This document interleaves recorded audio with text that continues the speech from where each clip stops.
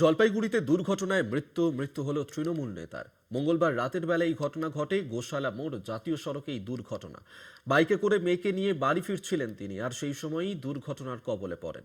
জলপাইগুড়ি সংখ্যালঘু সেলের নেতা লুৎফার রহমানের মৃত্যু।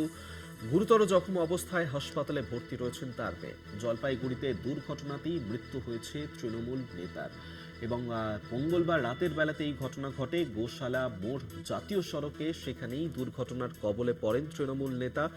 বাইকে করে মেয়েকে নিয়ে বাড়ি ফিরছিলেন তিনি, সেই সময়ই এই দুর্ঘটনার ঘটে এবং দুর্ঘটনায় মৃত্যু হয় লুৎফার রহমানের। জলপাইগুড়ি সংখ্যালঘু সেলের নেতা ছিলেন তিনি, আর এই দুর্ঘটনাতেই গুরুতর জখম অবস্থায় হাসপাতালে ভর্তি রয়েছেন তার মেয়ে। জলপাইগুড়িতে সেখানে এই দুর্ঘটনা ঘটেছে। সুজিত দে আমাদের সঙ্গে টেলিফোনে রয়েছেন প্রতিনিধি। সুজিতটি, কিভাবে ঘটলো এই দুর্ঘটনা?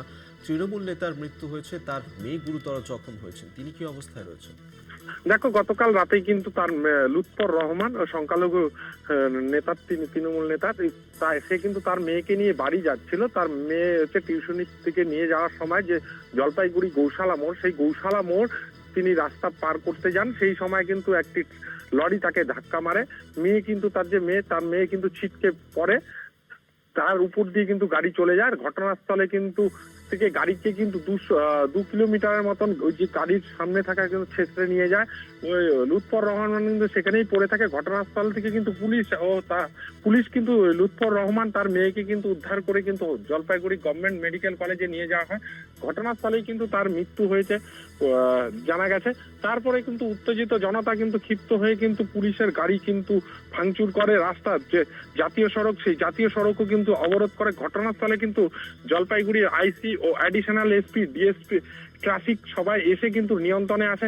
এখন পর্যন্ত কিন্তু এলাকায় থমথমে আছে। এলাকায় পরিবেশ কিন্তু দেখা যাচ্ছে শোকের ছায়া। ঘটনাস্থলে কিছুক্ষণ আগেই শোনা যাচ্ছে যে খগেশ্বর রাজগঞ্জের যে বিধায়ক, তিনিও কিন্তু তার বাড়িতে কিন্তু আসছেন বলে জানা যাচ্ছে।